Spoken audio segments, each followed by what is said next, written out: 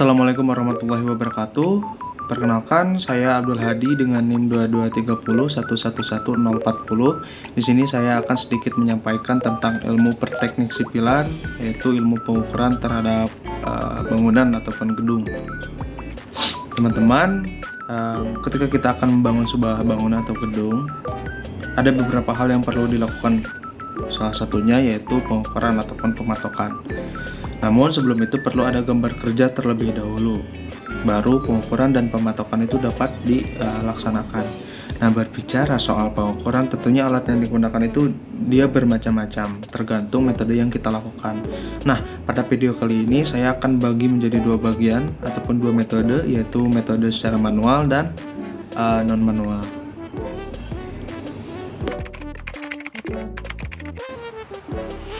Nah, pada metode manual ini, pertama kali yang harus disiapkan adalah alat dan bahan tentunya.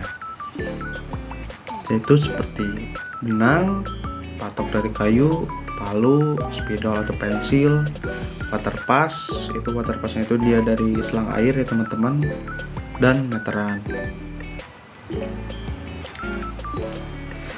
Langkah pertama yang dilakukan adalah memasang patok awal di setiap sudut untuk membuat patok keliling. Kemudian tarik benang supaya pemasangan patok-patok yang lainnya itu dia lurus. Nah, biasanya dalam pematokan awal ini jarak patok harus lebih besar dari luasan bangunan. Nah, langkah kedua adalah mengukur luasan bangunan. Dalam pengukuran ini biasanya hanya perkiraan awal saja untuk memastikan pengukuran ataupun pematokan yang dilakukan itu dia sesuai dengan gambar kerja atau tidak, seperti itu. Kemudian langkah ketiga adalah mewaterpass, yaitu menggunakan selang air, atau biasanya itu para tukang menyebutnya timbangan air, untuk menentukan ketinggian pondasi atau slope yang direncanakan. Nah, biasanya ketika akan mewaterpass, titik awal yang diukur itu adalah patok yang berada di level tanah yang lebih tinggi. Nah, teman-teman, secara sederhananya kita gambarkan seperti ini. Kita anggap ini adalah patok awal yang berada di level tanah yang lebih tinggi, dan yang ini adalah patok lainnya yang berada tidak lebih tinggi dari patok awal. Nah, setelah itu kita tandai ketinggian pondasi atau slope yang akan direncanakan. Di sini misalnya 30 cm. Bagaimana kita ingin meratakan dengan patok yang lainnya? Yaitu kita gunakan waterpass atau selang air seperti ini. Nah, usahakan selang air yang digunakan itu tidak terdapat udara di dalamnya. Kalau misalkan ada gelombung-gelombung udara, kita tinggal ketuk-ketuk saja agar gelombung udaranya itu dia keluar. Nah, ini adalah contoh waterpass yang baik karena sudah rata. Nah, cara menggunakannya yaitu kita tempelkan ke patok awal yang sudah ditandai ketinggian pondasi atau slope yang direncanakan. Kemudian yang digerakkan adalah selang satunya lagi. Kita geser ke atas atau ke bawah sampai si posisi airnya itu dia rata dengan patok yang pertama. Contohnya seperti ini. Dan didapatkanlah sekian. Ya, kurang lebih seperti itu ya teman-teman, contoh sederhananya. Kemudian langkah yang keempat, setelah semua patok ditandai ketinggiannya, barulah kita pasang papan boplang sesuai dengan waterpass yang tadi yang telah kita ukur. Kemudian langkah kelima adalah mencari titik awal bangunan untuk menyikukan bangunan. Nah, biasanya titik awal itu dia berjarak minimal 80 cm dari jarak boplang. Setelah itu kita tarik benang dari ujung ke ujung, barulah kita sikukan. Nah, cara menyikukan itu di sini kita menggunakan teorema Pythagoras, yaitu 60 80 100. Nah, caranya itu dia seperti ini ya teman-teman. Ketika sisi depannya dia 80 cm, kemudian sisi sampingnya itu 60 cm, maka sisi miringnya dia itu harus 100 cm. Ketika sisi miringnya itu kurang atau lebih dari 100 cm, maka kita geserkan benangnya. Kita ukur ulang kembali setiap sisinya, sehingga menghasilkan sisi miringnya itu dia 100 cm.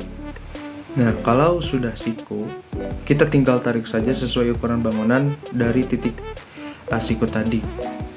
Maka pekerjaan bangunan sudah bisa dilaksanakan karena batas-batas yang dibutuhkan itu sudah ada. Mungkin untuk cara manual kurang lebih seperti itu ya teman-teman.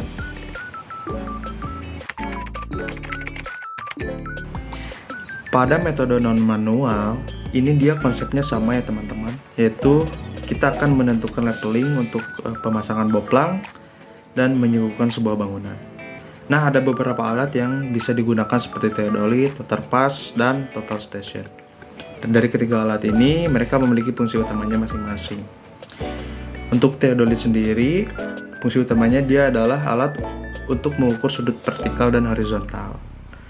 Kalau untuk water pass, fungsi utamanya adalah untuk menentukan ketinggian dan elevasi permukaan. Sedangkan total station itu dia fungsinya dia sudah include keduanya.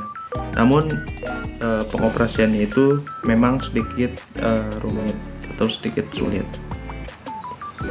Nah, pada penjelasan video kali ini yang akan saya sampaikan adalah hanya menggunakan theodolit saja. Karena selain mengukur sudut vertikal dan horizontal, ternyata theodolit juga dia bisa digunakan untuk menentukan elevasi sebuah permukaan. Di sini saya akan bagi menjadi 4 bagian. Yang pertama yaitu cara menyeting theodolit. Kedua, cara membaca rambu ukur. Ketiga, cara leveling menggunakan theodolit. Dan yang keempat itu cara menyikukan bangunan menggunakan theodolit. Langkah pertama, mendirikan statif ataupun tripod di atas titik ukur. Pertama-tama, buka kunci kaki-kaki statif dan atur ketinggian sesuai kebutuhan. Nah, selanjutnya dirikan statif tepat di atas titik ukur. Usahakan plat atau alat statif dalam keadaan datar sehingga memudahkan dalam pengaturan level. Lakukan pengecekan apakah statif sudah berdiri tepat di atas titik ukur. Caranya, dari titik pusat statif lihat kedudukan statif terhadap kedudukan patok. Seperti ini. Langkah kedua, memasang pesawat theodolit pada statif.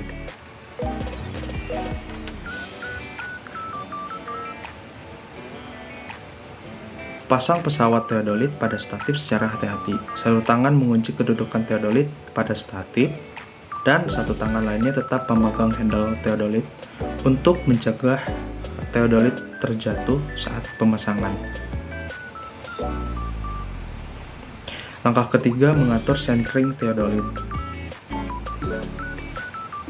Cek kedudukan centering theodolit melalui teropong centering.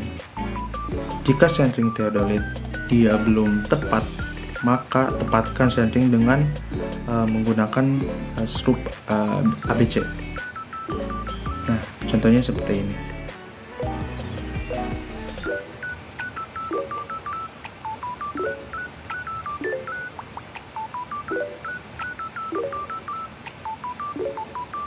Kemudian langkah keempat yaitu menyeimbangkan nipo kotak. Untuk mengatur nipo kotak dapat dilakukan dengan cara mengatur tinggi rendah kaki-kaki statif sampai gelembung nipo kotak berada di tengah-tengah. Nah, contohnya seperti ini. Dia sudah di tengah-tengah. Kemudian langkah kelima adalah menyeimbangkan nipo tabung. Nah, nipo tabung ini disetel sebanyak 4 kali pada 4 posisi. Posisi 1, posisi nipo tabung sejajar dengan skrup AB. Seimbangkan nipo tabung dengan mengatur skrup AB. Posisi 2, posisi nipo tabung tegak lurus dengan skrup AB. Seimbangkan nipo dengan mengatur skrup C.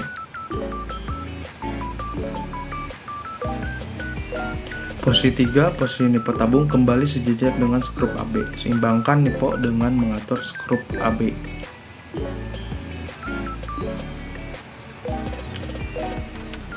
Posisi 4, posisi nipo tabung tegak lurus dengan skrup AB. Seimbangkan nipo dengan mengatur skrup C. Nah, setelah itu putar kembali ke posisi 1, cek kembali nipo tabung, apakah nipo tabung sudah seimbang atau belum. Langkah ke-6, cek kembali centering theodolit. Jika centering theodolit bergeser, maka atur kembali dengan cara longgarkan kunci kedudukan theodolit pada statif. Kemudian sambil mengamati kedudukan centering melalui teropong centering, geser theodolit sedemikian rupa hingga kedudukan centering kembali tepat. Nah, contohnya seperti ini ya teman-teman.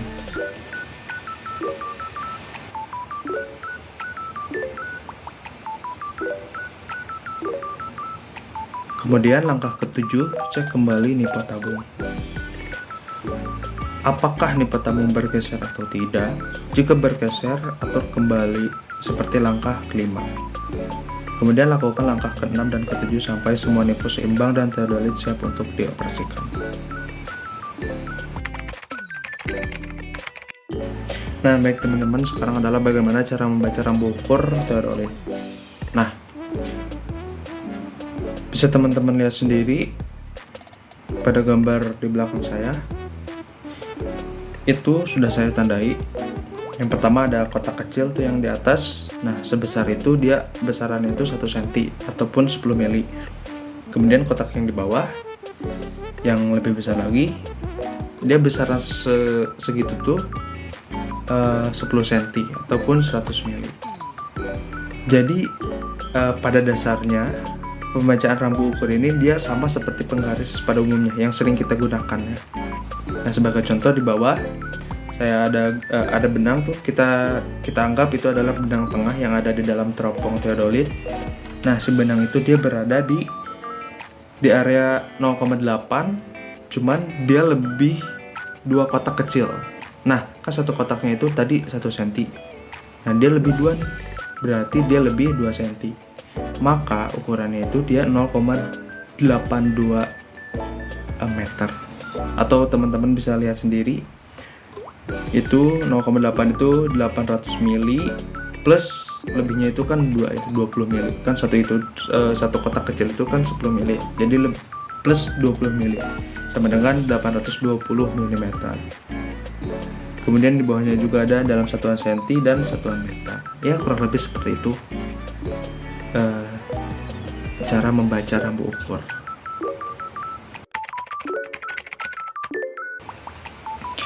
Nah, selanjutnya itu cara leveling menggunakan theodolit. Nah, di sini ada contoh sederhana bagaimana cara menentukan elevasi papan boplang. Biasanya untuk mencari rencana elevasi top boplang atau elevasi lantai bangunan 0,0 itu dia menggunakan acuannya itu dari titik BM ataupun benchmark, atau bisa juga menggunakan acuan dari jalan raya. Nah, perlu saya sampaikan bahwa benchmark itu adalah titik acuan yang dimana dia fungsinya itu sebagai titik kontrol. Nah, biasanya benchmark ini dia terbuat dari beton ya, jadi dia itu permanen teman-teman biasanya.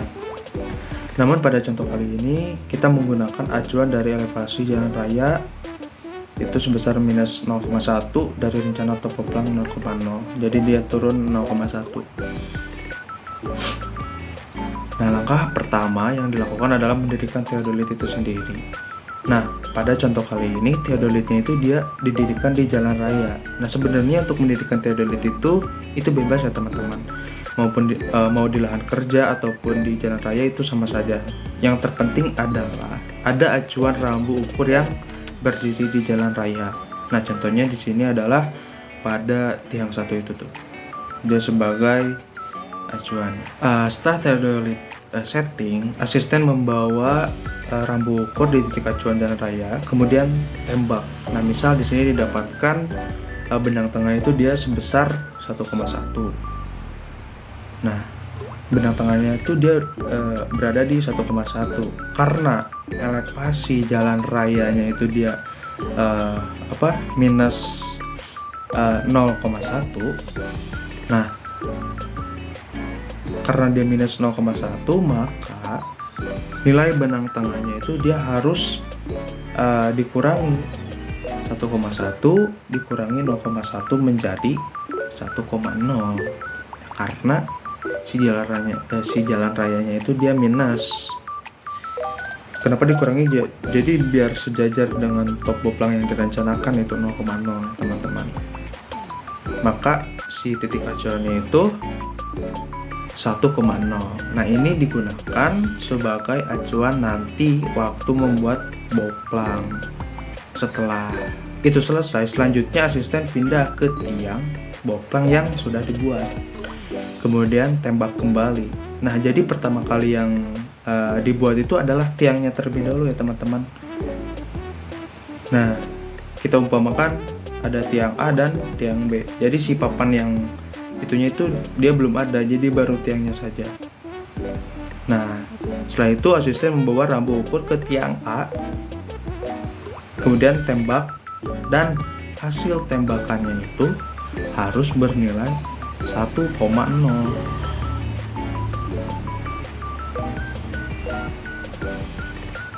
Nah, jadi tugas si asisten adalah harus mengarahkan ke atas ataupun ke bawah agar posisi benang tengahnya itu dia pas di posisi 1,0. Kenapa?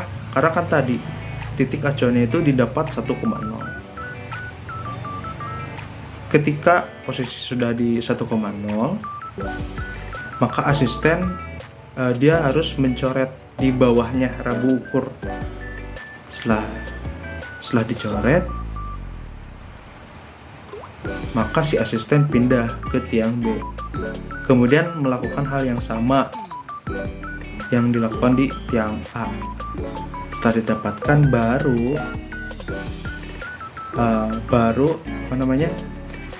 papan boplang itu bisa dipasang. Jadi di tiang A dan B itu dilakukan hal yang sama, ditembak sampai mendapatkan nilai acuan itu 1,0, dan lakukan hal yang sama ke semua titik boplang yang ada teman-teman, baru bisa dilakukan proses penyikuan.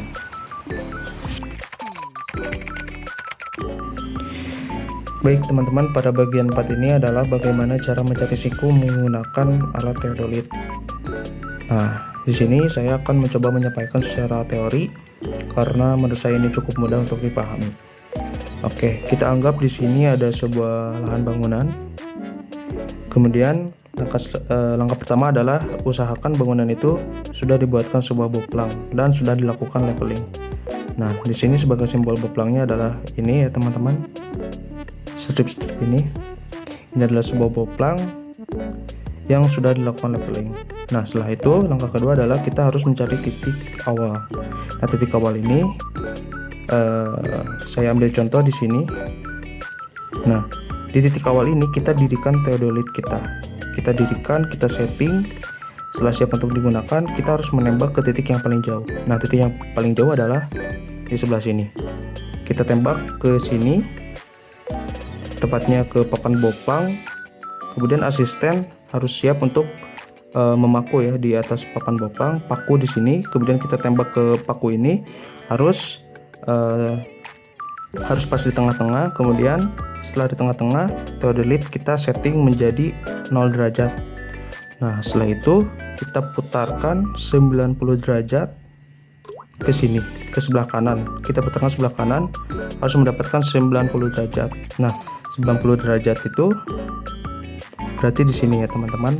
Nah, setelah 90 derajat kunci, kemudian asisten memaku di papan boplang dan harus pas dengan tembakan. Nah, setelah itu, setelah 90 derajat, kita putarkan kembali 180 derajat, berarti ke sini 180 derajat. Lakukan hal yang sama, asisten memaku di papan boplang, harus pas dengan arah tembakan 180 derajat. Selanjutnya putarkan lagi sebesar 270 derajat, paku lagi di papan boplang sebagai tanda. Nah, setelah didapatkan semua, maka kita bisa menarik benang dari setiap titik. Dari titik sini ke titik sini kita tarik benang, kemudian dari sini juga sama ke sini kita tarik benang, maka didapatkan siku as yang pertama.